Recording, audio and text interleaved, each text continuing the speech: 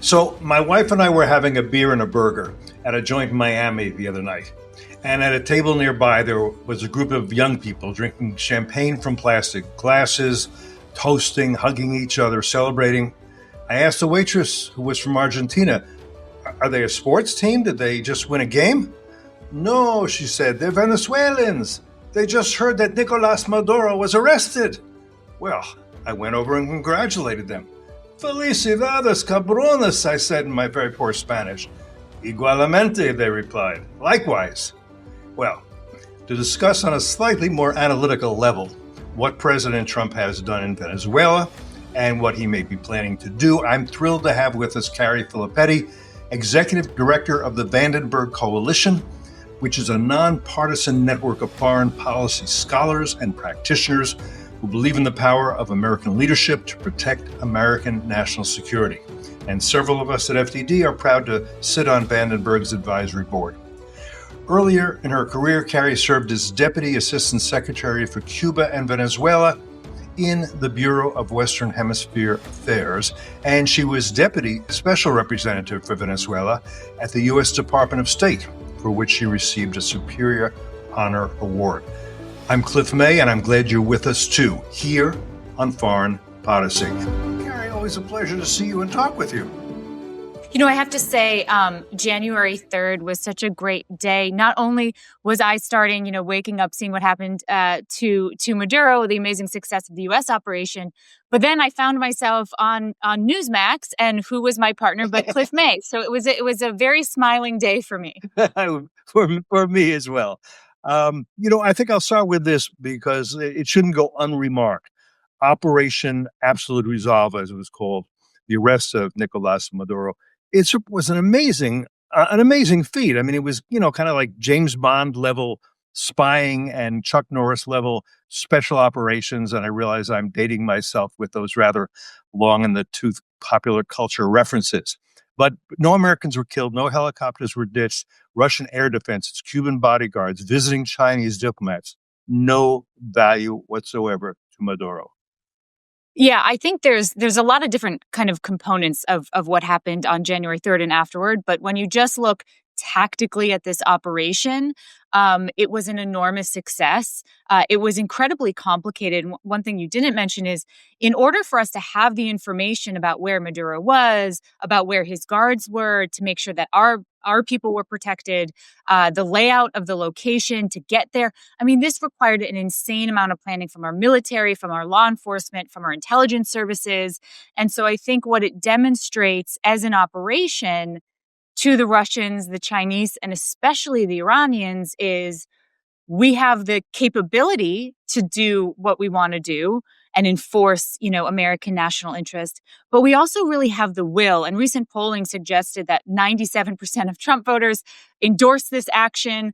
Really proud to see what our military is capable of, and especially proud to see how easily defeated the Russian air defenses were, which obviously were completely useless in the face of American strength. Yeah, the job I would want to have today is chief salesman for Russian air defenses.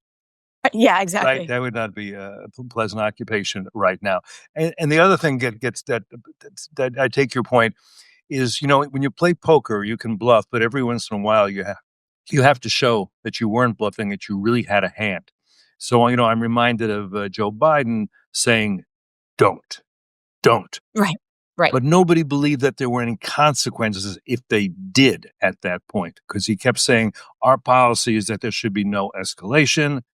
And our adversaries would say, well, fine, here's what you can give us. So tomorrow we don't escalate. But the day after tomorrow, who knows? So that it is important occasionally to show that. Now, one thing I want to talk about, but not for long, because I don't think it deserves a lot of attention. There are those criticizing President Trump on this because they think he needed to have Security Council approval for such, and I think that's just ridiculous. We have to recognize what the UN's become and what the Security Council's become with both Russia and China, with a no-limits partnership sitting on the Security Council. They don't care what international law under any interpretation. They will just vote their interests. So I think we can dismiss that criticism very quickly. Yeah, I mean, I would just say that, where was international law when the Venezuelan people were suffering for years under this usurper, Nicolás Maduro? Where were they when, even now, with the 900 political prisoners that are in Venezuela, with the 20,000 extrajudicial killings? Honestly, what President Trump did was he really enforced the law. The law being that a dictator cannot usurp authority, and just squatting in the presidential palace and putting on the presidential sash doesn't make you a president. What makes you a president in a democracy, which Venezuela once was, is the popular vote.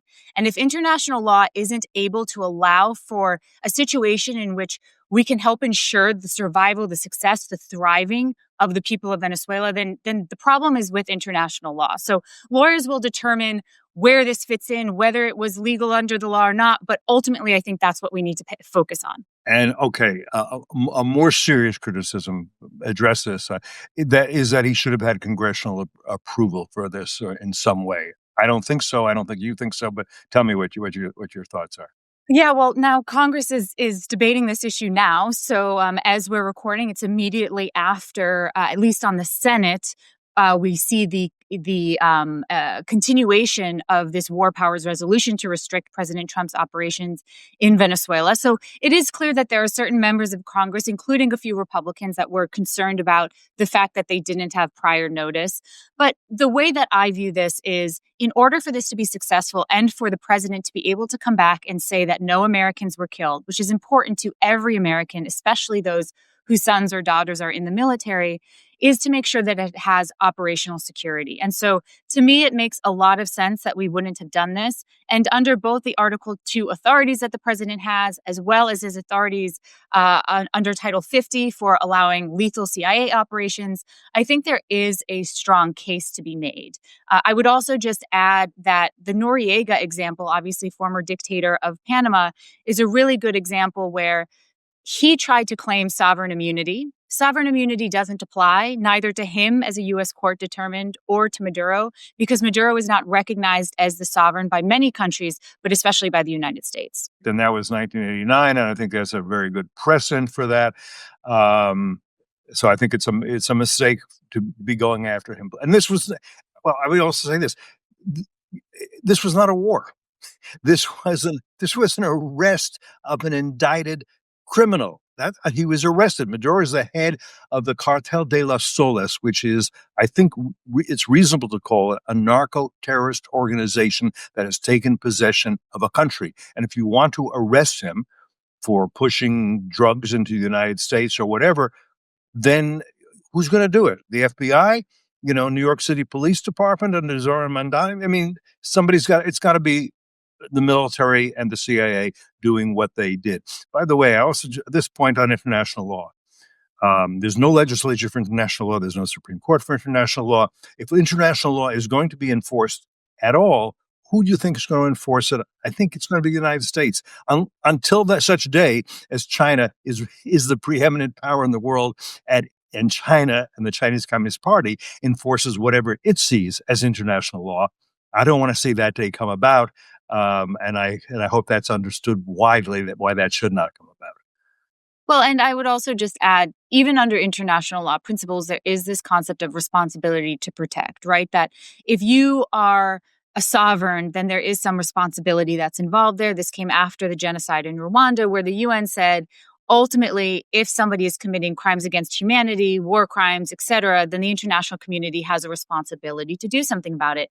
The United States and many, over 60 countries, had been engaged in the Venezuela issue since 2019, some of them beforehand, had implemented diplomatic pressure, economic pressure, trying all of the different tactics, and it didn't dislodge Maduro. So once again, in international law, there really does need to be some measure that the subjugated people of a population can rest on. Otherwise, we're saying that international law essentially protects and preserves dictatorships. So here now, this other implication. Maduro was arrested. So this was dictator change, but it wasn't regime change. Maduro's regime, his deputies, his loyalists, his thugs, they remain in place. And I don't know what's going to happen next. But I think this is worth thinking about, speculating about. I don't think it's made clear by Trump or by Marco Rubio, who's done a very good job, in my view, in terms of articulating a lot about this mission, but not everything. Yeah. So what comes next is incredibly important here. I will say that there was a regime change in Venezuela in 2019 when Nicolás Maduro claimed that he won the election when it was not clear at all that he had actually won. It was a completely illegitimate election. And we actually do currently have somebody who international election observers said in 2024 likely won that election. By That's like Edmundo 70% of the Gonzalez vote, right? by close to 70% of the vote. And we can talk about the circumstances of how they were able to prove that and what the opposition did. It's really a remarkable story. But ultimately, this particular operation is not regime change because, as you point out, A, he wasn't the sovereign, but B, those authorities are still in power. And if I may just spend some time on who these people are, because not enough people actually know, it's the first time that people are hearing the name Delcy Rodriguez and Alex Saab and, Diosdado Cabello Well, I and all want to these go other through people. these people. By the way, Yeah. So, we don't. can I just say, I like the name Delcy. That's a kind of a cute name. I never heard Delcy. Well, it's a cute I'm name, not but saying anything for her. I just like the name. it's a very dangerous person. So Delcy Rodriguez, let's just talk a little bit about her evolution. I'm sort of unique in that when I assess foreign policy, I'm often really curious about the psychology of the players. What are their motivations for what they do? Now, Delcy Rodriguez's father was a Marxist guerrilla fighter who actually was well known because he was involved in a kidnapping plot of notably an American businessman who they held hostage for about 3 years before he was eventually rescued. When her father was put in prison, he died under custody, and it's likely because of there was evidence of significant torture. This was when Venezuela was a democratic administration. So she holds Democratic actors responsible for the death of her father. This is just part of the background of her motivation. She is deeply central to Nicolás Maduro's regime apparatus. She is, as vice president, also the technical head of the SABIN, which is the intelligence services that operate this massive prison in Caracas, where they hold these almost 900 political prisoners. So she is absolutely a loyalist for Maduro, a loyalist for Chavismo, and for all of these policies that expropriated and nationalized both Venezuelan and American assets in the past. So that's Delcy. We also have, somehow worse, Diosdado Cabello, right? So Diosdado is the Minister of the Interior. This is a guy that Chilean prosecutors allege likely has some measure of command and control, not only with Cartel de los Soles, but with Tren de Aragua. There was an instance where That's a Venezuelan gang that we've seen in the U.S. as part of the illegal immigrants who come into. That's right. They're now present in at least verifiably 16 states in the United States. They are responsible for a huge number of criminal activity in the United States. And there's an example in Chile where Chilean prosecutors say that there was a Tren de Aragua gang that ended up murdering a Venezuelan dissident. And they believe that Diosdado is the one who gave that order. Diosdado also in 2017 was believed to be behind an assassination plot against our now Secretary of State, Marco Rubio. That was so significant that they actually had to increase then Senator Rubio's security guards and personnel. Diosdado runs something called the colectivos. You've probably seen these gangs, these motorcycle gangs, armed motorcycles. They've been putting down protests for years, and they are run essentially by Diosdado Cabello. And And are brown shirts, right? I would call them. They just CG in the Iranian context, right? That's right. Then you look at other players. I want you to repeat his first name and say what it means. Diosdado means given by God, given I believe. By God, Diosdado, right? Yeah. Okay. Yeah. Okay. Also a great name, but totally disconnected to who he actually is. Another regime player who's the Ministry of Industry. This is Alex Saab. The name may be familiar to those in your audience that pay very close attention to the news. Alex Saab was originally in U.S. custody. He was accused of massive corruption, including the theft of over $350 million from a humanitarian food distribution program inside Venezuela. We were able to capture him and extradite him to the United States. And then during a prisoner swap, he was eventually pardoned, sent back to Venezuela, and he re-entered the Maduro regime. These are just a few examples of who the people that we're dealing with another are. one you should just mention, I'm curious what is the defense minister, Vladimir Padrino Lopez. He's Yes. also under indictment in the U.S., by the way. He's under indictment. Diosdado's under, by the way, the same indictment as Maduro is. Padrino Lopez controls the armed forces. So once again, as we talk about what comes next, who manages the guns is a really important factor, and he's very closely tied with the Russian regime. This, by the way, this has been long one of my arguments about Iran, about who has the guns is often the most important determinant of whether a revolution succeeds. At a certain point, That's right. if the regime has a monopoly of violence and is willing to use it, then I think it's unlikely that the revolution succeeds, whatever inspiration they may have for it. I think that's a fair view of history. Hey, that raises a question for me. If you're Delcy Rodriguez, I assume you may be thinking now, okay, how do I appease Trump? How do I give him just enough that he lets me and this regime stay in power, and it's not so bad? Is that not what she's thinking? No, I think that's exactly what she's thinking. And what we have to remember is it was not Nicolás Maduro alone that created the instability that led to the homeland security implications of the crisis in Venezuela, right? That led to the drug trafficking, the large-scale migration crisis, et cetera. It was the Maduro regime as a whole, of which Delcy is very much a part. So that's one thing that I think is important to understand. Now, I think what President Trump is trying to do is to basically say, look, we want to make sure that there's stability in order for us to get to any kind of a democracy. Also, in order to preserve security for the United States, we need to stabilize after Maduro leaves. So their assessment, and we can quibble with the assessment, but their assessment was essentially that we want to keep Delcy in charge for now and hopefully move towards a transition. I think this is Marco Rubio's objective. He spoke about a 3-stage plan. You have the stabilization, then you have the recovery, then he spoke about a transition. I think that is a smart way to do it, create conditions for a free and fair election, of which Maria Corina and Edmundo Gonzalez will most certainly be victorious. But there is a risk that Delcy basically says, maybe if I can give President Trump enough of what he wants, then he'll lay off, because they know that President Trump doesn't want to strike Venezuela again if he doesn't have to. They know that Congress right now is debating curbing his war powers anyway. And so I think this is going to be her main objective, which is why I think eventually the natural course of things will be that the Trump administration realizes that she can't be dealt with. She's not going to make it safer for American businesses because she's part of this apparatus that expropriated them in the first place. She's not going to oversee an end to weaponized immigration because of those almost 9 million Venezuelans that have left. They're not going to come back when one of the first things that Delcy did was implement a decree increasing repression and allowing them to search and arrest anybody who supported President Trump's operation. So I think what happens next is really important.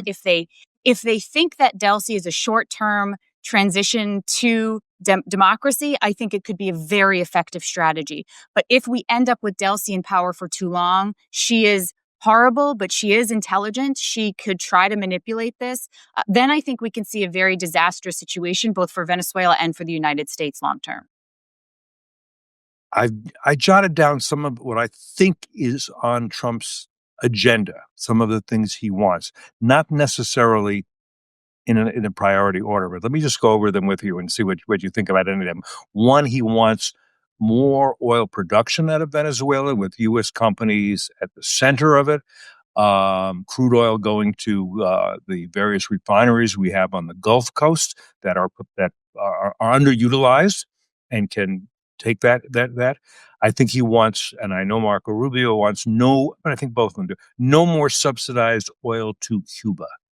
Very important. Cuban economy is in very bad shape. Without subsidized oil, it'll be in really dire straits. Okay, Trump wants an end to drug flows out of Venezuela. I think we're talking more cocaine than we are fentanyl, but that's never mind. We'll talk about that. Leave that aside.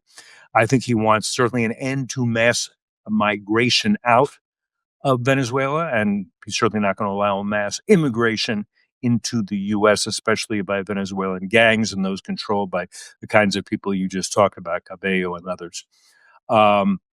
I think he wants an end to Venezuela's close relations with adversaries of the U.S., Beijing, Moscow, Tehran, and Tehran's proxy, Hezbollah. We talk about narco-terrorism, we're talking about Hezbollah very much. And Hezbollah is looking for more money through drugs and because it's still getting money from Iran, believe it or not, but not as much as we want. Okay, Turkey has long been involved with the Maduro regime as well. One of my colleagues at FDD has written about this, Sinan Chidi, who's originally from Turkey. Very bad. I won't. All right. Trump I hope Marco Rubio wants the release of political prisoners that you were talking about, something like 800, 900, 1,000, I don't know, quite a few. Let's let them get out of prison and be free.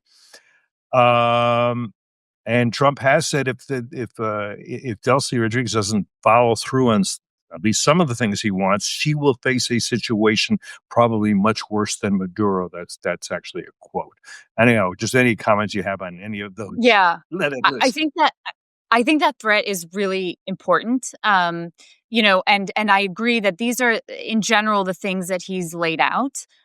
Here's where I see things playing out. If you really assess whether the Maduro regime is able to, and I intentionally still call it the Maduro regime because that's what it is. Yeah. If you look at how they will deal with those demands. Okay, well, first and foremost, let's talk about making Venezuela safe for American oil companies. I've been in nonprofits my whole life, so I don't run a business. But I can tell you that that's right. That's absolutely right. So if you're a petroleum company and you're looking at the situation in Venezuela, well, part of this decree that I just mentioned that Delcy implemented also says that those personnel in strategic sectors, including the oil sector, are now subject to temporary military rule.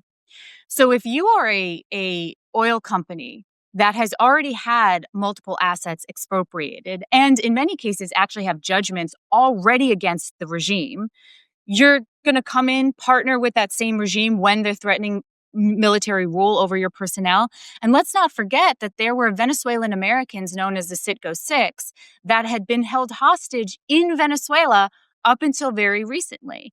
And so I don't think that we are going to see an improvement on the side of oil companies coming in. I don't think they'll be able to deliver on that. Now, even Chevron, because Chevron's the most eager, right? Yeah, well, Chevron's been there for a while. They've had a general operating license, even notwithstanding our sanctions. But we're talking about investments of well over 100, probably double 100 to $200 billion. We're talking about a decade plus long process for this to become stable. And you compare this threat of military rule with Maria Corina Machado's Freedom Manifesto, which she published in the Washington Post, which talks all about privatization, which is a key aspect that these companies will be looking for. So that's on the oil front. On the return of refugees, so as I said, with this increase in repression that we're seeing, you are not going to see a large-scale return of Venezuelans until they know that they will be reunited with their families and not simply thrown in prison. So I don't think we're going to see a cessation to the illegal immigration that we've seen continue over these many years. As it relates to Russia, China, and Iran, well, let's just look at who were the first three people that Delcy Rodriguez warmly embraced at her swearing in. It was the ambassadors of all three of those countries. Delcy, in particular, has really strong relationships with some of them, including Qatar and Turkey. Okay. So she is actually central to this issue of foreign malign influence. When we talk about narcotics trafficking, Diosdado Cabello, all of them are implicated in this, and by the way, also implicated in crimes against humanity, according to the United Nations. The thing that President Trump seems to be arguing for internally, but hasn't been doing so as publicly, are some of these democratic reforms. So just prior to our recording, it was announced by Jorge Rodriguez, who's Delcy's brother, that they were going to release, quote, a significant number of political prisoners. Now, just to give you a sense, the individuals that they say helped negotiate this, they don't say it was the United States. They say that it was, I believe it was Qatar, Lula, and so we're talking about people Brazil, who are... yeah. Mm. Yeah, Lula and Brazil. So we're talking about people that are not really aligned with President Trump, but it's good news that we're starting to see them potentially release political prisoners. That is central to being a demand among many other demands for democracy. But they've done this before. We've seen them release political prisoners. Usually what they do is they just release people who they've decided are like safe to release. They're not actually political prisoners oftentimes. I don't know what a significant number means. It needs to be all of them. There was a moment about 2 years ago where they said that they were going to start the process of releasing all the political prisoners. They released 5 of them and then moved on. And some of these political prisoners are members of Maria Corina Machado's team. One is the son-in-law of the president-elect Edmundo Gonzalez. Another, Rocio San Miguel, is a human rights activist that was forcibly disappeared 2 years ago. And we haven't had any international organization be able to visit these people and make sure that they're safe and give proof of life and so on. So it is good news that there's some pressure to force this, because the regime's not going to do it on its own. But we need to be really diligent and insist that it's all of the political prisoners, that we make sure that they have access to medical care, that some of the Venezuelan NGOs that have been tracking them are able to do visitations and make sure that they're safe, and especially the most vulnerable. So I'm hoping that the United States will add demands like this, releasing political prisoners and creating the conditions for there to be eventually a free and fair election as quickly as possible. One thing I want to make sure we don't leave out of this discussion, I always like to have a bit of modern history. People may know, but they may not know. And the important thing to know is that under both Hugo Chavez and under Nicolás Maduro, essentially Venezuela went from riches to rags. That's when this was a democratic country. This was one of the most prosperous countries in Latin America. It should be. It has huge amounts of oil. Most in the world, I think. It's crude. It's heavy crude, but again, that can be refined. Fine. It's just a huge amount. It shouldn't be impoverished. When I say from riches to rags, the economy has shrunk more since Chavez and Maduro have been in power than the U.S. shrank in the Great Depression. I mean, that's how bad it's gotten. And faced with that, something like 8 million to 9 million Venezuelans just fled their homelands, some for the U.S., some very good people, also some gang members. They went to Colombia. They went to other countries in Latin America. About 800,000, which is like 10%, did go to the U.S. And again, there were some like the people I saw in the restaurant, others. Anyway, I just want to, I don't know what else is vital to say, but that part of history, I think, needs to be understood by people. How socialism and the warmth of collectivism have ruined what was a prosperous, free country. That's what I want to say. Well, and Maria Corina Machado, who, as you know, is the lead opposition figure inside Venezuela. She is the one who ran Edmundo Gonzalez for the presidency when they barred her when they bought her. from running in the election.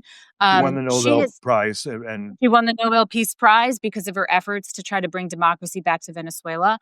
She's made amazing strides, united the opposition under one movement.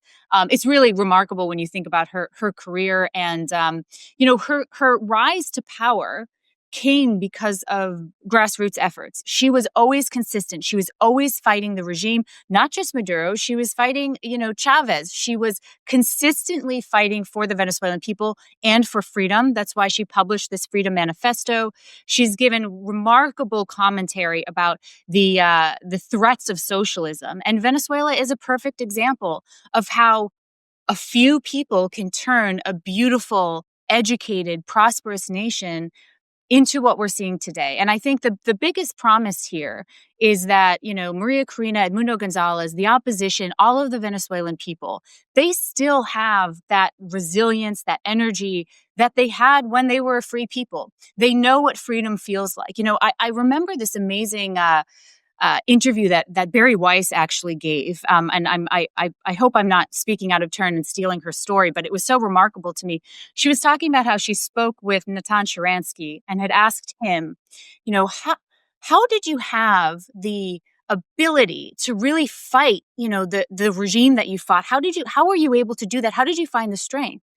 And he says, it's not that I hated, imprisonment. It was that I loved how freedom felt. And knowing what freedom feels like is what gives you the energy to succeed. And the Venezuelan people know what freedom feels like. Maria Corina knows what freedom feels like.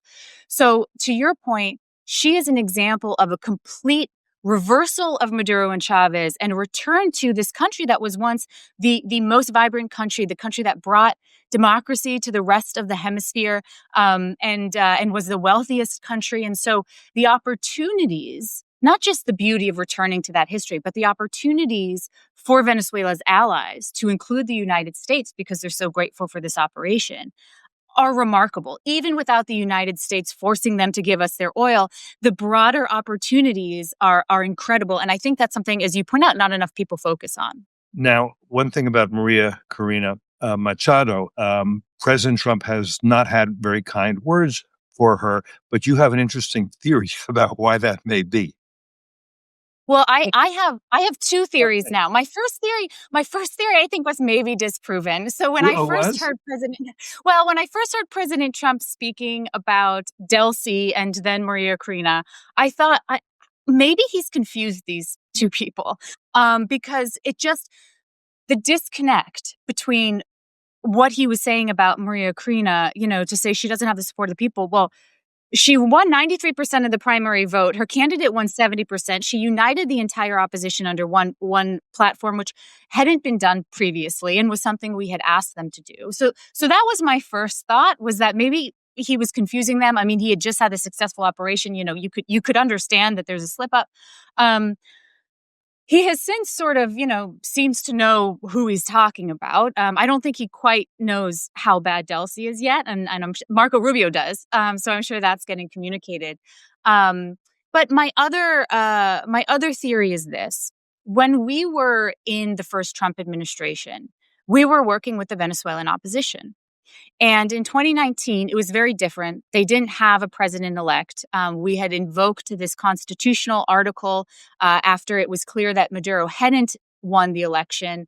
We said, not we, the Venezuelan people said that the presidency was therefore vacated, and said that this article in the Venezuelan constitution therefore meant that the presidency went to the individual who held a particular role in the National Assembly, which was Juan Guaido. We recognized Guaido, and we were very close with the opposition, working very closely with them. We also provided humanitarian assistance. I would say we had a very supportive role. And unfortunately, that policy was unsuccessful.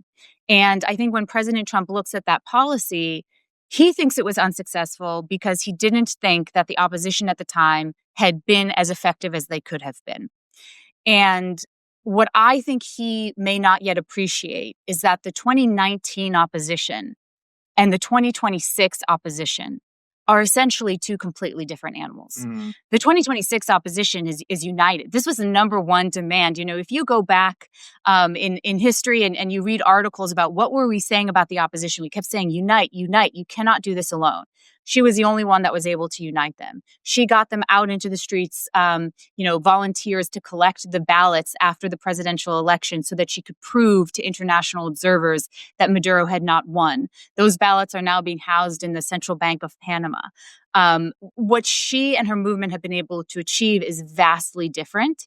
And I think that's something that maybe is not as clear to the president yet, because he's still thinking about his 2019 experience and doesn't realize that this is very different. Mm. What do you think? I mean, this is calling on you to really speculate, but if you were advising, I think you would probably say to Marco Rubio or to the CIA, are there those in the military that do you have their cell phone numbers? Are there some colonels you can talk to who might be very eager to be on our side? Because it gets back to what we were talking about before. At a certain point, you want Maria Corina, you want Edmundo Gonzalez, you want this united opposition to have guns on its side, and where are those guns going to come from, at least if necessary. Now, I don't know. I assume that most of the generals have been handpicked over the years by Maduro and maybe by Chavez before him. So, which again, it may be easier for some of them to say, I'm a soldier at root. I take orders from whoever. I don't know. But you would certainly look, if you would certainly like the military on your side, so you don't have to use your military, which would mean boots on the ground. And yes, you'd win, but it could be messy. Yeah, well, so there's a couple of different components here. First, yes, I do think that that's really important. I hope that's something that has been ongoing, especially after the president said that he had authorized for CIA and clandestine activities, that communications with these generals is ongoing. And again, these generals are controlled by Pedrino Lopez and then the gangs by Diosdado. So it is really important that the democratic actors, have them on their side. You're exactly right that the Chavez regime and the Maduro regime, partially because of Chavez's own experience with coups, wanted to reform the military to make sure that they would always be on his side. So one thing that he did was he made sure that it was loyalists who got promoted as opposed to people who are competent. Great for him in the short term, but in the long term, that's exactly why Venezuela doesn't really have a viable military force right now, because it doesn't have people who are competent at the top.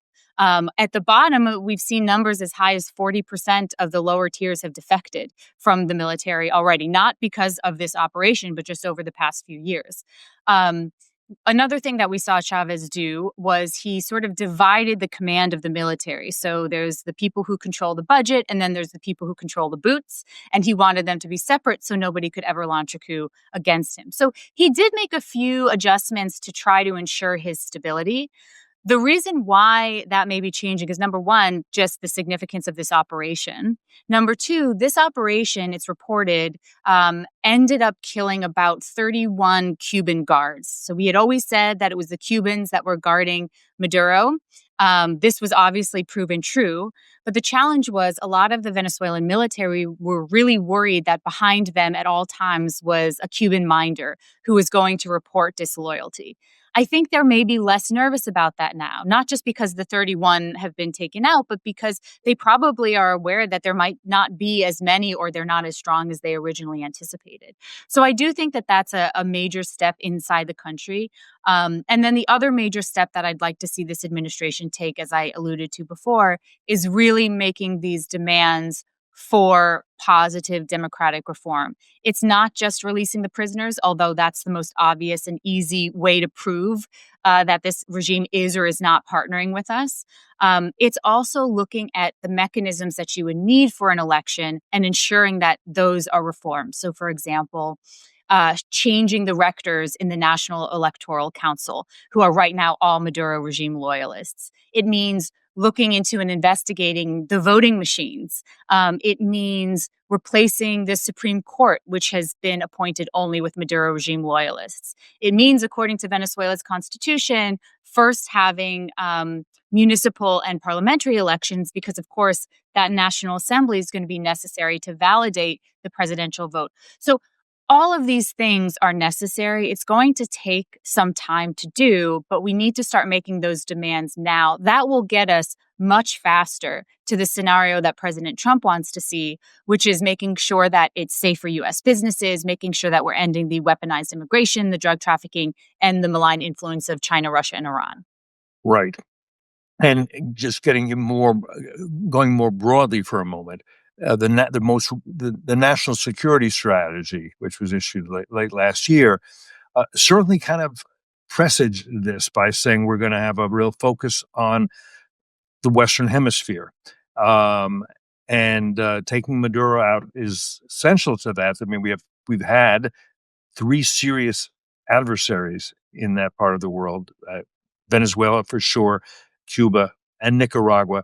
This, as we mentioned, will have implications certainly for Cuba, making it much more difficult for that communist regime to stay in power. Not that they won't try. And Nicaragua is kind of follows in line with that. So you could see a kind of reversal underway where the pro-American governments, Argentina, Chile, I think, certainly with the new president, Ecuador, Bolivia, you start to have American allies in that part of the world, which we've kind of ignored for the last 20 or so years, letting China get in and do debt traps, letting the Tehran get in, including with Hezbollah committing terrible acts of terrorism in places like Argentina, going back to the 90s. The Russians, as well as all our adversaries, and we did nothing. And in fact, I would say that John Kerry, when he was Secretary of State, either didn't understand or didn't care about this, because what did he say? Well, the Monroe Doctrine is over. Well, I'm not sure he understood what that meant. He probably thought the Monroe Doctrine means a license for America to intervene, but the Monroe Doctrine was really, no, we're not letting foreign powers into That's right. this hemisphere, right? We're just not going to allow that to happen, and it was happening, hand over fist. And anyhow, just talk about that maybe a little bit about what this could mean for the hemisphere. It could mean the success of this goal for President Trump. Right. Well, so first of all, on the national security strategy writ large, you're exactly right. Almost everything that he has mentioned as being important after this operation are things that he laid out in his national security strategy, right? All the demands that he's allegedly made of Delcy are listed there: countering narcotics, countering illegal immigration, countering foreign malign influence, creating safe havens for American businesses. That's all listed in his national security strategy. And I think it's because President Trump seems to be operating on this almost spheres of influence model, where he views the Western Hemisphere as the American sphere. And he believes that there's a very close connection between our foreign policy towards the hemisphere and our domestic homeland security. And I think on this part, I probably quibble with him on the spheres of influence part, but on this particular part about it being directly related to our homeland security, I really do agree with him. Obviously, drugs and immigration are the most obvious examples of this. But as you say, Russia, China, and Iran have increased their presence in the region over the last few years as the U.S. has retreated. So I certainly think that our partners in the region will see that the United States is very serious about our interest in the region. Already, Colombia's president, Gustavo Petro, made a phone call to President Trump to discuss more cooperation on countering narcotics, because, of course, he's really failed in his obligations to counter narcotics trafficking.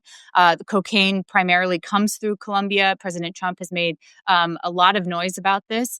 And so while I disagree with President Trump in his decision to sort of threaten military force against all of these other countries, Colombia and Cuba. And so, what he's doing is he's trying to get them to negotiate. And so far, that might end up working. And so I'm hoping that the message that our adversaries get is that, they need to take us seriously, and that our allies in the hemisphere get is that we care deeply about the region. If I'm those adversaries, if I'm Vladimir Putin, if I'm Xi Jinping, if I'm Ali Khamenei, I'm thinking, okay, this is not good for us, but what do we need to do now? We need to make sure the U.S. gets mired down. We need to create a quagmire for the U.S.